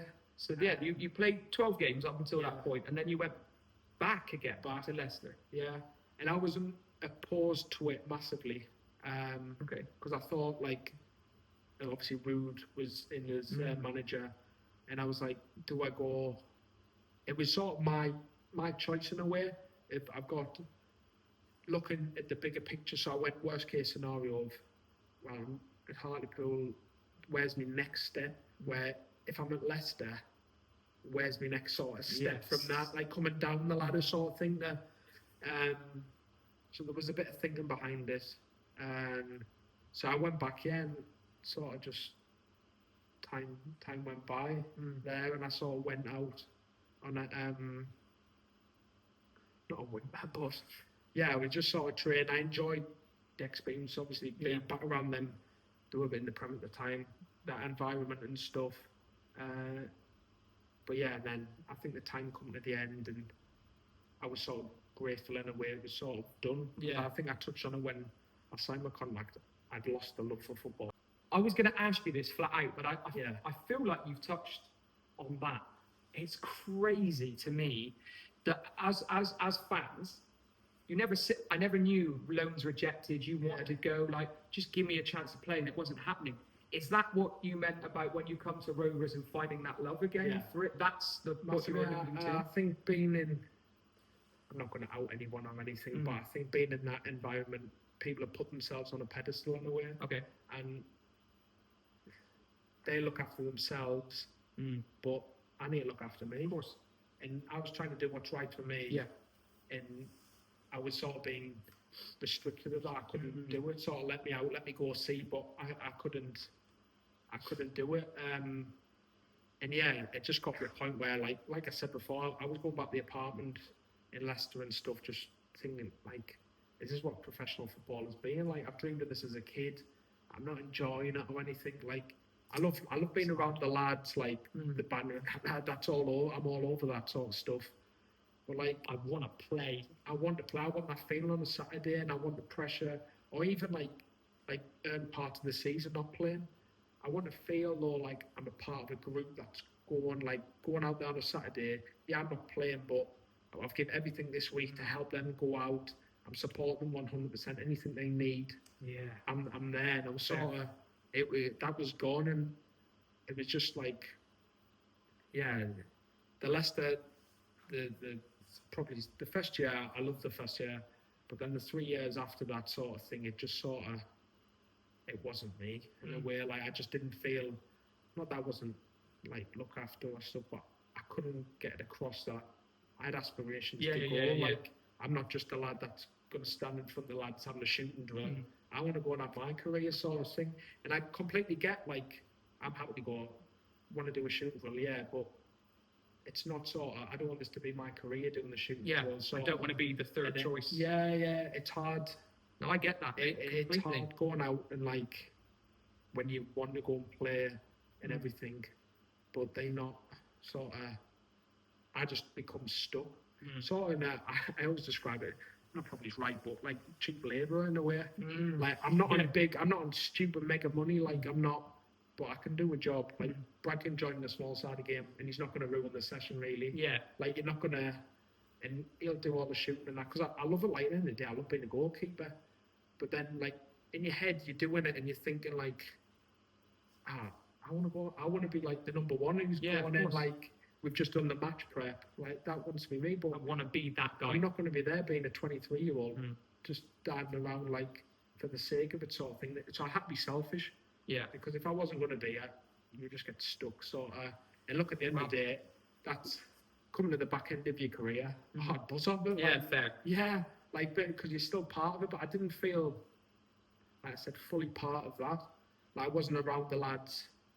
Sometimes I was on the match day, but I'm not one of the lads sort of thing, constantly there around them, like part of the group sort of thing, or on the bench. Like, I'm just a lad that's there Monday to Friday, and all the best this weekend, but I'd see his later. Like, I didn't, I enjoyed it, but I didn't. So I just sort of lost. You needed that fresh start. Yeah, I just, that's what I needed, really. And the fresh start came in June 2025. 2-year contract at the mighty Gas. The cast. You've come in. I'll be honest with you. Yeah, as honest as you are. You signed. I thought I never really heard of this bloke. Southwood is in there, and I'm thinking. I mean, look. This is another. We spoke again off camera, right, about people's criticisms. Southwood's Luke Southwood is a fantastic goalkeeper. Brilliant. He's a big International name. goalkeeper. Yeah, international goalkeeper. So my question to you is: you've signed, and it's funny here because my notes initially brought in as competition, but gradually forced his way into the side. My question to you is that something that is told to you? You might sign as the number 2, or are you signing like you just go at it for the number 1 shirt? You said you knew about Jed, good goalkeeper. You've got your Luke, you've got. How did that? What was the prospect for you coming in? I know you can't disclose all of it, but how did that appear? No, so I come down and I met Bits in the summer. Rovers come in when we're still in League One, and we're still potentially staying up. Right. So I'm more of a That bloody season, man. Honestly, that was a. sorry for it. We needed like what, 1 more point from the last 8 games. Anyway, No, like, so I'm more of a Bits and Ricky Martin signing. Yeah. Because there was conversations coming to the back end of the season. And I think I spoke with a lot of the goalie coaches who I've worked with at Leicester, who were all brilliant, to be fair. And they all had a lot of good things to say about Bits, and a lot of people in the game speak well of Bits. So I come in, I remember we had the meeting, it was me, my dad, Bits and Ricky, and we just sort of hit it off. Yeah. Like me and Bits, and I was like, I can see that sort of what, I always say this to what Ross gave me at Hartlepool coming through with that sort of a project sort of thing. Like he said, you've got the tools, you just need the opportunity, the chance. He said, we'll fine tune you and things. He said, you get your chance. We can't guarantee your chance, but if your chance comes, you'll be ready to take it, sort of thing. And I remember driving, me and my dad drove back home, and I remember like thinking, yeah, because there was a few other clubs, sort of similar roles, and I'd spoke with them, but there was something where I felt like, yeah, and obviously it helped. I had family living in Bristol, so I've got that sort of, that I'm already settled. I've got people around us if things don't go as well. And yeah, it was sort of obviously I knew Luke was signing, and he goes away international, so I thought, well, there's an opportunity there. Right, that you will get opportunities, whether or not you're first. If you look at the other clubs, there probably wasn't that international. You might be getting an international window off, but you're not getting the opportunity to go out and play. And obviously, looking back, them, I think it was 3 games I played in the international, they were tough.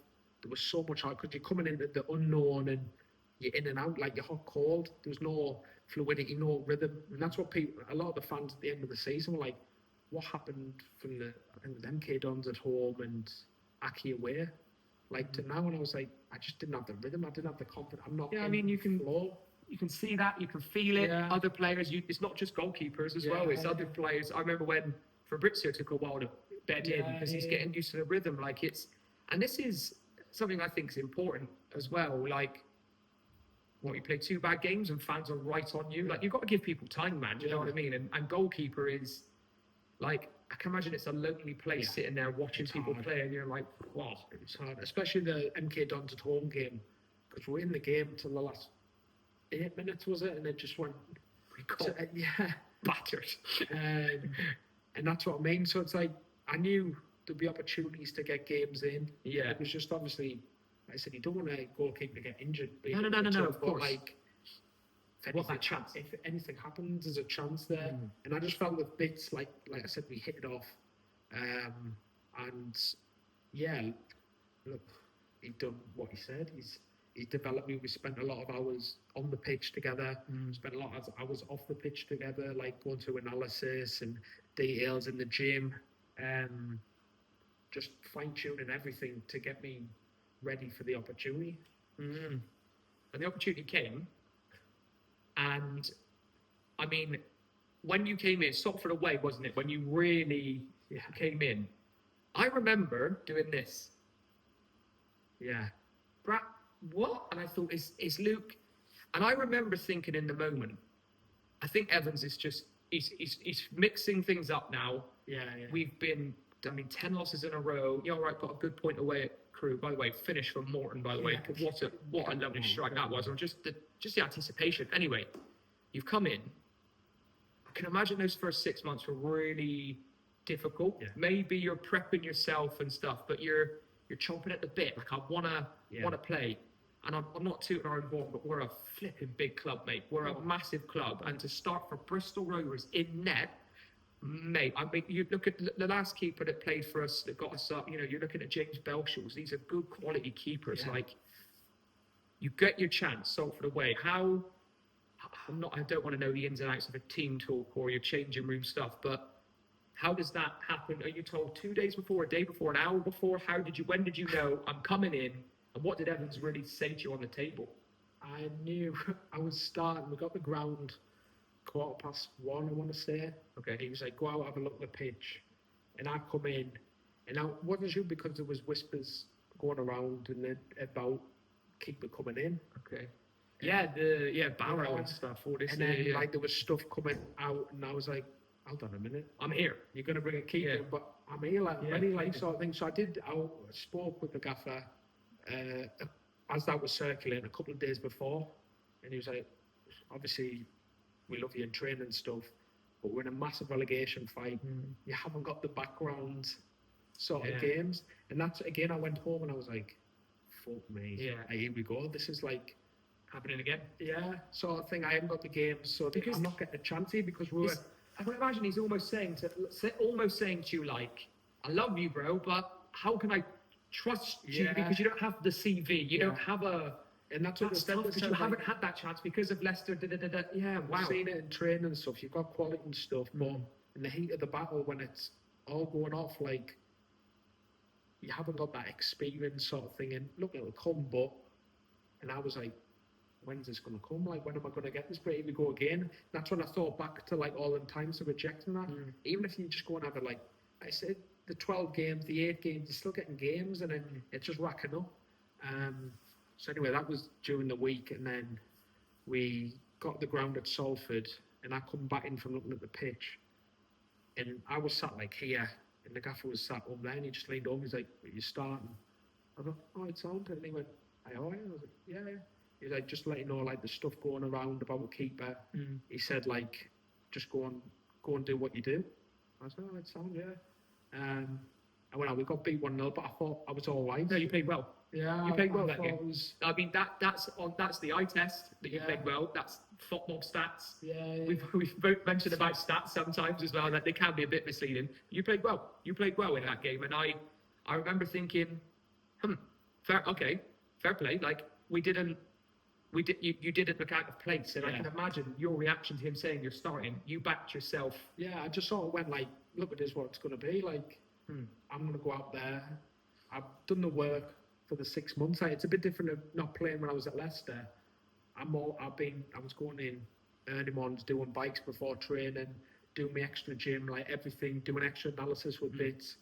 Like, if there's a chance coming, I'm taking it. Sort of thing. Like, I'm ready. I'm not here just like, oh, it's another year, I'm not playing the game, like, this is crap, I'm here waiting, I'm, like, getting ready. And, yeah, so I was just like, yeah, I'm on the floor, like, just floor, go out, play, and then we played MK Dons away on the Tuesday, and I played again, and I was like, oh, yeah, I'm enjoying this, and I got you feel the pressure, but I loved it, like, I loved the pressure. It's completely different to being on the bench, but, like, we were right in the mix of a relegation really fight, were, mate. thing. And I was just loving it, like, playing. And obviously we got beat 1-0 both times. We were in the games and things, and we could see improvement. Yeah, we could see improvement. And One thing I was going to ask you, sorry to cut you, but I would feel like it's quite a nice feeling of validation that, okay, Steve Evans has listened to me here. Like, I've told him, I'm here. Yeah. You don't need another keeper. Give me the nod. And he's obviously gone away and thought, all right, show me what you can do then. Yeah. That must have been a real moment of like, wow, okay, fine. You've listened to me. Something that maybe you may not have had previous in your career. Like, and that's what, and I was sort of like, I was just loving it. I was like, this is what it's like to play football. Like in the tunnel when you get the butterflies and that. It's not nerve. Well, I don't personally get nerves. It's just like the butterflies want to do well, want to go and show what I'm about. Yeah. And like you're going out doing it in front of fans, especially at home. Like the next game at Newport, like local derby, it was like, yeah, this is mint. Like it's wicked. So yeah, just sort of, I just got into a flow state, and it's mad because up until that point, you played like what 4 or 5 games. You've gone on then to play all the games in a row, something like 20 league games in a row, 27 games in all competitions, finishing the season as a starting goalkeeper. Like, and I'm not saying this because I'm wearing it, but at Bristol Rovers, it's a huge club. It's a massive club. How does it feel sitting here, me saying that out loud, the starting goalkeeper at Bristol Rovers Football Club? Like that, it's a privilege. Like, but I'm not taking nothing for granted. No, of course. That's what I mean. Like, I haven't changed nothing that I was doing the first 6 months to now. I've sort of just had that opportunity. I've been just so happened you're actually playing. I've had that opportunity that I've been waiting for years, and it sort of come, and I just took it one game at a time, day by day. I do my work during the week. Comes to a Saturday, and I think as a goalkeeper, you work all week. Saturday, you just get into a flow of things because I can't control if he's going to bend it top corner, reverse it that way. Sometimes you've just got to be prepared for everything, and what happens, I'll deal with it to the best of my ability. Alfie said the same thing. He said, if I put the graft in Monday to Friday, I'm so content with what happens on a Saturday, because I know I've done my best. I'm so content. If I score an own goal, I'm content because that's just the way it would have meant to be. Yeah, skipper, man. Yeah, no, but it sounds like you've the same mindset of like, I've done my prep. Yeah. What will be, and that must be a good place to be, kind of that calm rather than being really scatty, I suppose. Yeah, it's just what's going to happen is going to happen. Like, I'm prepared for it all. Like, we've worked all week, especially as the goalkeepers. You work on the different trends the opposition have.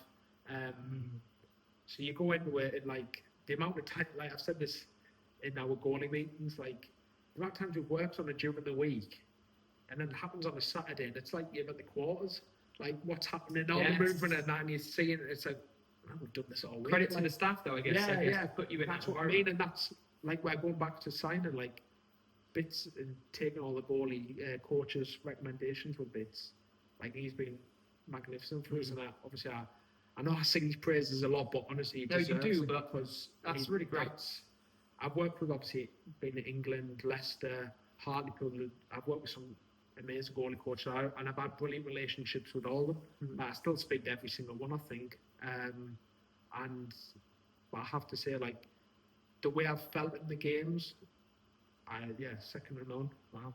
That's really good to hear. That's really good to hear, because you do forget, I guess, the staff are so important to what we see on a Saturday, Tuesday. Of course. And day to day, making sure we're all ready. And that's obviously, so me and Alfie are like defensive, where straight the flair players, he likes a Shaq and that, are going to create things. That's like, you can't train that. Bro, Shaq's assist for Yusuf, also I think it was, when he just flicks it in. Yeah. That's what I mean. That's like that little moment. How have you firstly, how have you seen that? Secondly, how have you pulled that off? Yeah. It's like, and the commentary in that clip when I was obviously editing that video was, look at that from Shaq forward, and I'm like, you that flair. Yeah. But I want you to also know, as just from a fan's perspective, we also do commend the headed goal clearances, the pen saves. We do see that, and it's like, I guess this leads me on to my next question. Like, obviously you're right there with the fans. Yeah. What do Gas heads actually like up when you're on the pitch? How is that for you? I've only had good things to say. Yeah. Obviously, I've been in. don't know if I lost at Chesterfield at home, but even that game, it was amazing. Oh, that was gutting. Shaq got 2, didn't he? So Header, close, and then quickly got the assist for the second. Yeah. Oh, mate, that was a tough It's game. been amazing, like the noise. I'm trying to think, like the Cheltenham game. I loved the Cheltenham game. The sun was out. It was full house. It was so loud, and you just think, yeah, this is class. Obviously, I didn't have a lot to do that game, so there was times I was having a look around and see what was going on. Yeah. But no, they're brilliant. Like, and you feel that support, and I think as a club, obviously, we'll probably touch on it in a bit going forward into next season. I think that's what we'll need, because it's become a force. And I know when Skip got us in the huddle before every game, or even in the change room, the things we said is we get the fans on our side. And I think you look at it, the likes of Walsall, is it Newport, Grimsby, when we start, you score them inside the first 10 minutes. 2-0 up in 7 minutes at Grimsby. I barely sat down. I barely sat down. And all of a sudden, you've got that Kofi just decides to travel. And I'm like, firstly, but I mean, I didn't know he had it in him to hit the ball like that. I don't think he does actually. They are a fantastic. Well, look, we're a loud and proud fan base, and you try hard for the badge, and you'll get us on your side easy. But I love the passion, and obviously it becomes a pressure. But like I said, I find like pressure, it's a privilege. Yeah, I'd rather make diamonds. Yeah, I'd rather play in front of 12,500 gas heads than 1,000 at. Well, I'm not going to slander it. You almost might need to move soon. Yeah. But yeah, like I'd rather play in front of that, and where things aren't going well, like the passion. Okay, I'm the first to say if I've been bad. Bad, and I know I've got high standards of myself. But the passion when things are going well and getting behind us, it was unreal. Like, so it then comes to you signing a 4-year contract. Now there was speculation this summer. Obviously, we've seen the retain list go out. Is Brad going to step in? Is there going to be 4-year contracts? Firstly, congratulations. thank you, Brad. Very thoroughly deserved, by the way, just to clarify. And I saw even in the photos, you're beaming. You obviously say all the right things. It's a privilege. I love the club, da-da-da-da-da. But I want to draw your attention to one thing. Steve Evans said, if you carry on the trajectory that you are playing, knuckle down, stay humble, he will play in the Premier League. How does that feel? It's huge words from Steve Evans. Bearing in mind, he will tell you if you've been pony. I'll read that again, bro. If he knuckles down, stays humble, and continues on this trajectory, he has all the tools to play in the Premier League. How does that feel? Yeah, it's amazing to hear, especially coming from someone who's had 9-10 promotions in the game. Yeah. But it's only words. It's up to me now. It's true. Go and do it, which I'll do. I'll stay the same as I always have. I'll put in the work. I'll do everything. It's not over. I'm not happy. I'm not satisfied. I'm not satisfied for obviously 4 years. Yeah, it's got security, so I've got a peace of mind. But it's a peace of mind of I know I'm here for the external sort of the family and everything, and my missus and stuff, where it's up to me to go and put in the work every day, step by step sort of thing, and hopefully have a successful year.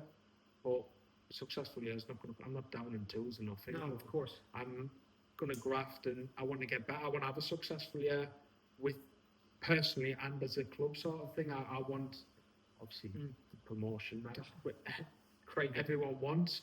But yeah, it's touching. Did you know that he said that? No, you didn't. Nah, that's crazy. I saw the report come out. He said something. I was like, oh, obviously I don't really try not to read much. Yeah, it's fair. But yeah, that's huge praise, because you've come in, you've signed under a different manager, almost signed another goalkeeper, may not have given you a 4-year contract, could play in the Premier League with the trajectory that he's on. That's huge praise. It's huge praise. I have got to say, obviously, I appreciate the gaffer and Reigns for giving me that. Yeah, of course. Like I said, But credit to you for speaking up, because maybe players might not have done that. Yeah, it was a big call. It was a big call. It's a huge call. Look, I hadn't played that many games, and we were in the thick of it. I come in and I'm not firing. There's another couple of losses, whatever, and we're in deep shit. Yeah, like deep shit. Yeah, I mean, it's true. But it was like then we were in a bad place. We were. So yeah, I have got and I have told him that. And the gaffer does keep reminding us. He gives us the opportunity. He just keep reminding us that. Fair. But no, I do. Seriously, I do appreciate him giving me that opportunity, because when you're in a relegation battle in League Two, obviously to go out the Football League, that's a big thing for a club. That's livelihood's gone. Yeah. I mean, that is a club the size of Bristol, especially like being at Hartlepool, seeing how hard it is to get out that league. Yeah, I appreciate that. No, I like him a message. Yeah, please do it, and just tell him if he wants to come on the podcast. The question that we had here, it was from a fan. Sorry if you sent it in. I didn't take your name down, but I'm intrigued what you're going to say here. You can give me a media trade answer if you want, but what made you know you wanted to be here for the next 4 years? Like we say, that's a long-term contract. What was the? I won't go media trade. I'll just go honest. Like I've loved, even in the first 6 months, look, obviously take the games away, take the 10 in a row. I've loved every single day. We've got a great group of lads, and going when we were on that 10 in a row, whatever, coming in, it was nearly a full house at Swindon. And that was your best performance, I think, as well. Swindon away. No, the Swindon where we got beat. Swindon 10 in a row. By the way, the patter, that's an orange, that's not a red. In my opinion, that's not a red. I love that. That was a really, I know I've cut you, sorry, but that was, bro, like I remember sitting there thinking, it's a club record, 10 in a row. And we were, as players, obviously, I don't know if Skip mentioned it, but as players, we were so embarrassed. He said we were baffled because we have no idea really what the hell was going on, because we applied ourselves. We had good people in the changing room. For the most part, you've got players that really give a shit. Yeah, like the meetings we had together, that Skip Ellis had lead, Locks because he'd just come in, sort of thing. We had group and we'd all speak, and it was tough. We just couldn't get our heads around what was happening. There's almost a part of me that wants to say, what the flipping heck was happening, mate? Like, what was going on? But I've been told behind the scenes, everyone was on board. Everyone was changed from the, what did we go, 7 undefeated before? Yep, 7 undefeated, and then 10 losses in a row. That is just... nothing changes. Nothing like we've done a completely different thing. Lads didn't give a shit. Nothing. It was mental. We were so embarrassed. But there were also moments of like ourselves, but like Matthew Dennis top bins. Like there was some luck along the way. I get that, but and I'm glad you've used the word embarrassing, because it was embarrassing. Yeah, and that's why I don't want. Obviously, I haven't read it, but I imagine there'll have been fans calling the lads, calling us all, whatever. Yeah. But like, it's not for the one to try. And obviously, we were shy, but like, there's no two ways about it. We were fucking horrific. Well, you've just lost 10 in a row. Like, I'd be worried if you were saying that you were good. Yeah. And it's like, that's what I find interesting, that you were applying yourselves well. There was no one tossing trading off. Lads were at it. Like, it was nothing. It was obviously. I know it was before your time as well, and I'm not going to get you to comment on this, but the season prior when we got relegated, that's some of the things that you were hearing, that the attitude in the background wasn't right, And it sounds like that wasn't the case this year, There's nothing like, obviously there was lads that were here last year, and we had a good, obviously I know it kept getting mentioned, like a good culture and things, and it sounds horrific when you're getting fucking battered every week. It's hard to keep hearing that. Yeah. If it's true, it's true. There was a great set of lads that were honest, like, we just went at the races. Unfortunately, that turned on, like. Definitely. I mean, like you say, you love the club. You felt that love. You're a fan favourite. Like, the amount of bloody questions I was getting asked. Oh, can you ask him this? Can you ask him that? Like, bear in mind, Skip was getting loads, you're on par, mate. Maybe a bit more. Like, you're a fan favourite, and I'm so happy that you're here for the next 4 years. Yeah, no, I appreciate that, and like that's a big reason as well. Like, I've got that affiliation with the fans, and it's a massive club, like you've touched on. Massive. I've felt obviously at home. I enjoy living in the city. Obviously I've got family here. My now fiance, she's down here. She's yeah, go careful with that, mate. she's working and she seems happy. So when you've got a happy, like, outside of football life, it gives you that freedom to go in and sort of do what you do. Yeah. So obviously, and when they've sort of put the faith in me, offering me that, so yeah, I was Excited for next season. delighted. Yeah, I can't wait. It's fingers crossed. It's going to be a positive one. Obviously, there's going to be ups and downs, but we'll all be together with it. But we now know that you boys have this. Yeah. You have that mindset. You know, we've seen that now. Yeah. And I know this is about your career, but seeing Kof, seeing Richie come back, big mentality there. We've got a good core, and I think we've got a lot of winners from the past. Yes. We've had promotions. Yes. 100%. Who know this league inside and out. And look, it might not be pretty at times. I think I remember speaking when I got man the match after Fleetwood at home in the director's box or whatever, doing the thing, and I remember saying that was a horrific game of football, but we won 2-0. Yeah. I was 1-0. 1-0. It was 1-0. Because you saved the pen. And it was it Tommy? No. Joe Quigley. Quiggs. Joe Quigley. Oh yeah, the flick. Yeah, the flick on. Big losses. Yeah, I mean, look, I'm a massive Joe Quigley fan. I got slandered. Remember Grimsby at home? Yeah. I gave him man of the match. Bro, the guy behind me, you're an idiot, and I thought, he's been quality. Yeah. The amount of running he does, Alfie was saying, his underlying metrics are ridiculous. The numbers, the batterings he takes, he gets the assist, the goal. Although he didn't actually get the assist, weirdly, but I just thought he was superb. And players like that, we all have opinions on incomings, outgoings, whatever, but the one thing now, any player that Steve Evans and Paul Rayner decide are good enough to wear this, I will back it. Yeah. Because, and I quite liked that there was that. Joe Quigley hasn't scored many goals in his career. Yeah. But there's a reason that 19 different managers have wanted to sign him. That's what I mean. And he does, and the same as Ellis. I'll give him and Ellis. They take some batterings. Yeah. Like the amount of times they've kicked the ball up to them and they've got big lads coming through the back of them, and they're like, oh no, I've done that. But the pair of them, they put a graft in. They wear the shirt with pride. They'll give everything they've got. Obviously, look, numbers at the end of the day, they both will score goals. It's guaranteed. But the work they do other than that. You can't not praise that. No. You can't not praise that. Okay, look, I appreciate you going into so much detail about your career. I did promise the fans I would get. We had hundreds of responses, and I've picked 10. Okay, so we're going to do, you can go into depth, quick fire. Okay, first one, I had to ask this because it comes from my mum.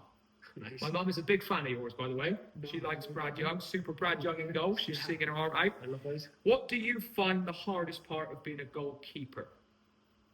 Saving ball. No, yeah, you can cut it out, mate, if you want. No, that's sort of. We're there to stop the ball, obviously. Yeah, because we can't control where they're going to put it. Yeah, fair. So it's a basic answer. No, you can go into technical details, that's true, but obviously keep a clean sheet one of the hardest things to do in football. I totally agree. I thought maybe you might have given a more niche answer. I remember Aaron Ramsdale doing an interview saying, I can't stay concentrated for 90 minutes. I have to interact with fans. 3 months later, out the team, David Raya came in. I was thinking, can you keep the concentration for 90 minutes? Is that harder? But if it is just saving the ball, then I think fair. I did say you could do quick fire, so that's on me. Okay, next one. This comes from James Lansley, apologies. Who are your goalkeeper heroes?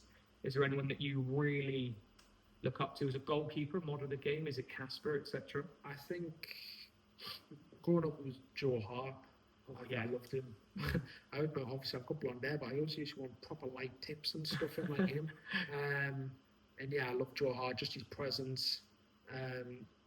Give me the fucking ball, yeah. Big moments. Like it sort of goes, it's been forgotten about sort of thing with all the stuff with Pep and that. But Well, he said he was his biggest regret, Pep Guardiola. He said, my biggest regret in my 10 years here was not giving Joe Hart a chance. he was unbelievable. But I think obviously Joe Hart, and I'd say obviously Jordan Pickford, a lad come from the North East, doing what he's done for England.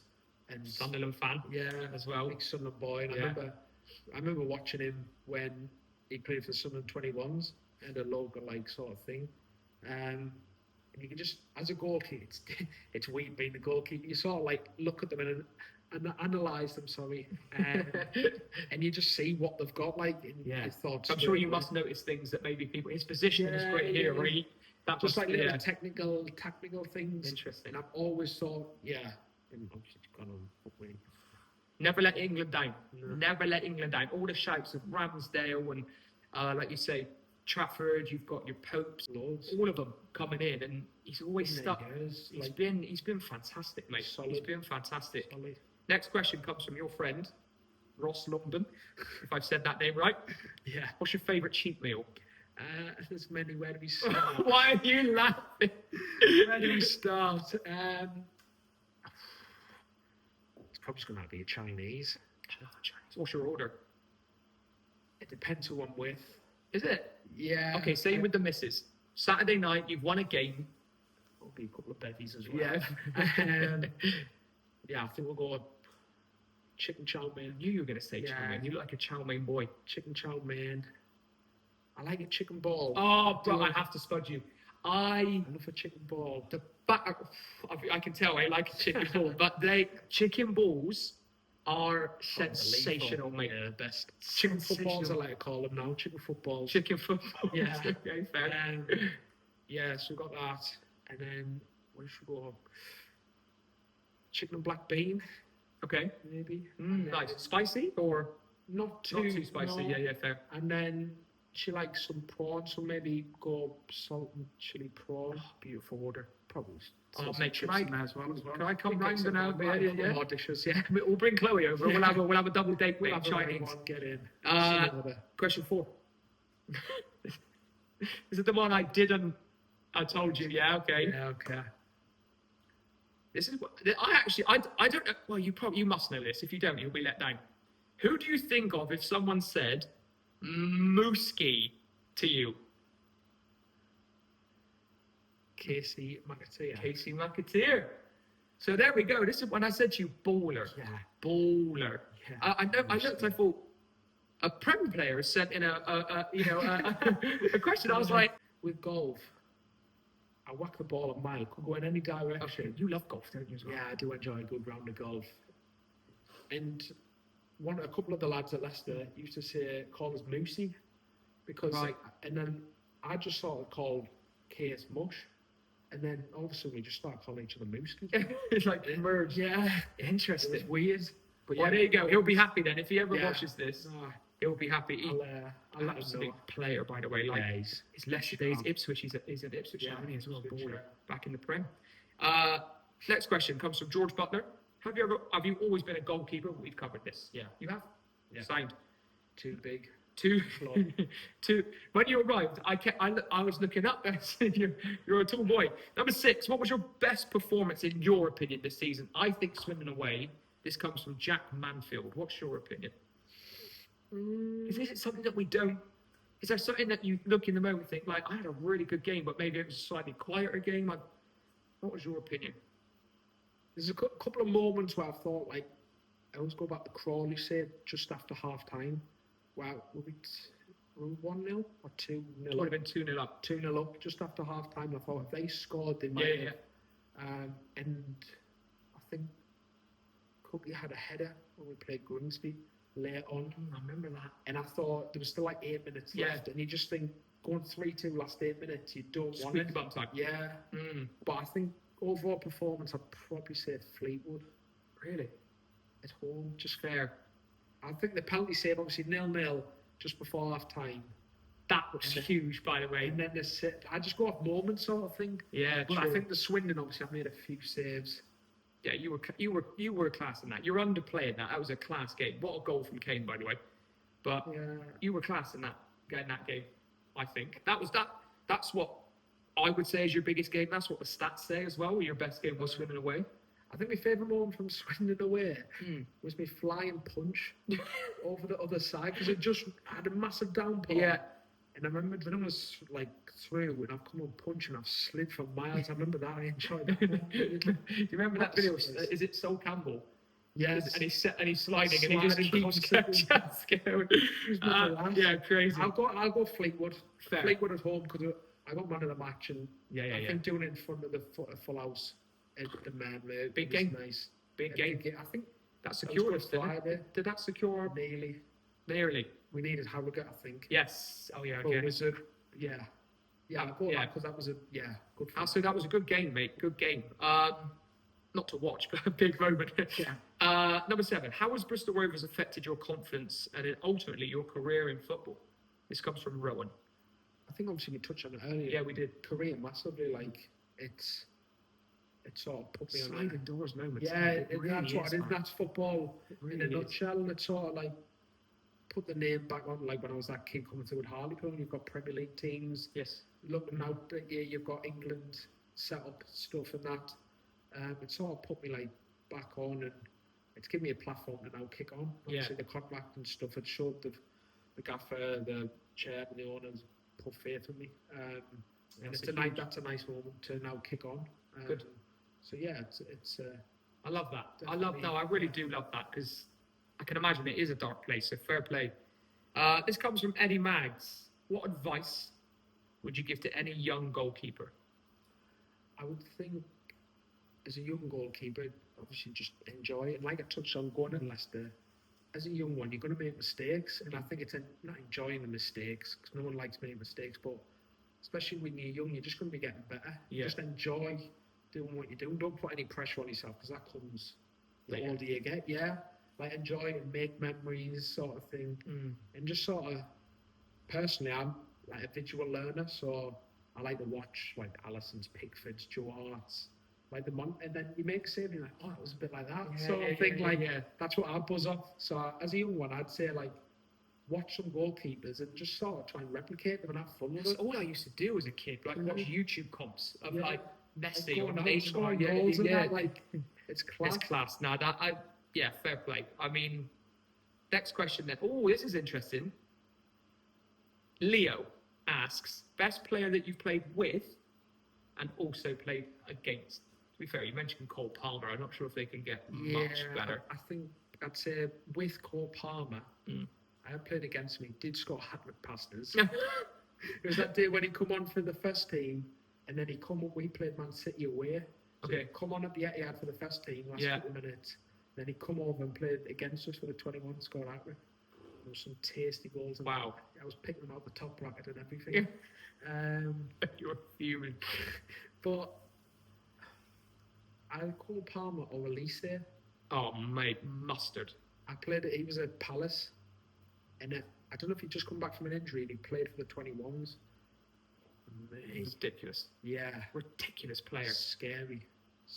I mean, this is, I don't know if it's levels, but Yusuf kind of reminds me of an Elise head down run, kind of left, inevitable top in. So sharp. Yeah, that's a great shout. Yeah. Elise, what Just a to mix player. it up, yeah. What a player. To be fair, though, I don't know if anyone would have ever used same with and against Cole Palmer with and against. Interesting, but yeah, to mix it up, Elise, and then number 10. I wanted to leave this to the end. What do you hope to achieve at the Gas?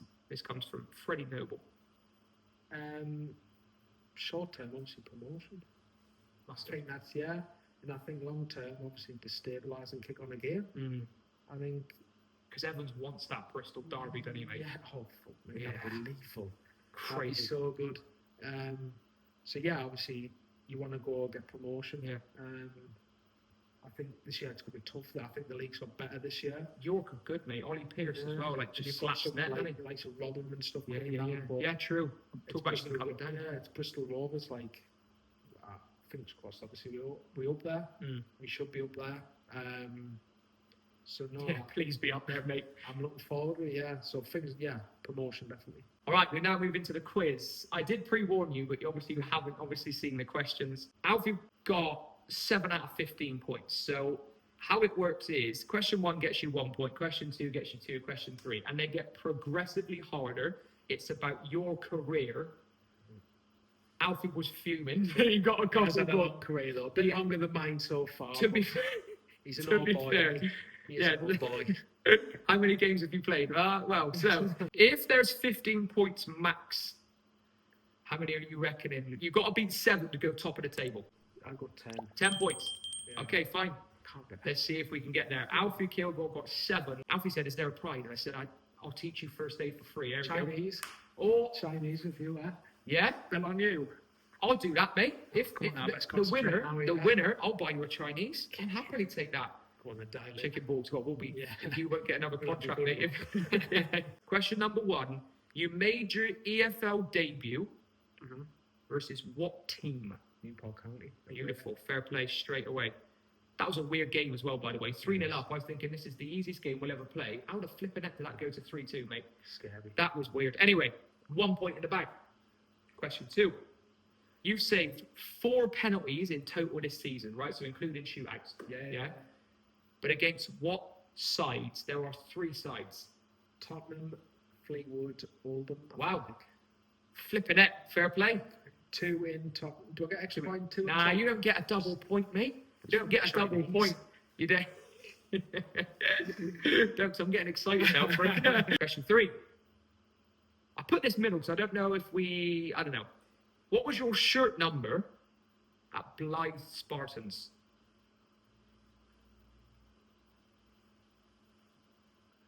Don't drop the ball now, mate. Think of those chicken balls, chicken footballs. 1? 13. 19. Oh, yeah, it was a mad one, yeah. You were number 19. It was a mad one. I'm saying I wasn't. Brad, come on now. All right. Yeah. So you've got 3 out of a potential 6. Question 4. You made your Leicester City under-21 debut in August 2021 versus Manchester United under-21s. Yeah. But what was the score? It was a mad game. Now, Rovers did write about this when you signed your contract, your 4-year contract. Come on now. If you wobble here, you go behind Alf. 2-2. Yes! Yeah. 2-2. I love that. So what does that take you now? 3 plus 4 is 7. You need this to go top of the leaderboard. Now, this is the same question I will ask every player because I'm giving you basically a 1 in 7 chance, right? Yeah. You signed for Rovers Yeah. on the 26th of June 2025. Yeah. But what day of the week was it? What day of the week was the 26th of June 2025? That's when they announced it. So I will, hang on. They announced it. I remember I officially signed on the Tuesday. Okay, that's the technicality. 26th of June was when they announced it. So just a little bit of maths here. What day did they announce it? It's 1 or 2. So if you signed on the Tuesday, they then announced you on the 26th of June. What date was that? I'm going to say the Thursday. You would be correct. Yes. I love that. So what's that then? That is 7 plus 5. 12. 12 out of 15. That's a charm, man, that. That is unbelievable. Congratulations, sir. Hasn't Well been done. that long, lads. 12 out of 5. August. Now that's impressive. That is impressive. Right, Spartan. Did you know that? Did you know it was 19 or did you? No, I remember it was a mad one. It was a weird. That is a weird number. It wasn't for even a number keeper. 13 or 12. Yeah. And it wasn't like I get a pick. Well, not like you were like 32 or something. No, I think it was because in National League North of Blythe then it was like 1 to 11. Yeah. Start. yeah. If there's some rule coming in the National League North, you had to keep your number. Okay. And I think the kid instead of putting it's 12, 13, he just went like 14 to 19 or something. Weird. Yeah, it was strange. Mate, that's it. Thank you so much. I really appreciate that. Thank you, buddy. You've done really well. Pleasure. My last question to you is, can we do it next season? Oh, I hope so we can. absolutely. I mean, you've gone into a lot of depth. You've spoken really kind of about personal bits as well, your struggles kind of in the dark times. Again, just to clarify, from a fan point of view, congratulations on that 4-year contract. It really is, because I mean, if that wouldn't have gone your way this season, who knows where that would have ended up. And congratulations on the engagement. You've had a hell of a summer so far. Guys, please like, comment, share, subscribe, all of that good stuff. Brad, again, has taken a lot of time to be here today, answered your question in depth and gone into a lot of detail. So please repay the love. I'll catch you in the next one. And as always, Up the gas. no, you took my line. Up the gas. Up the gas.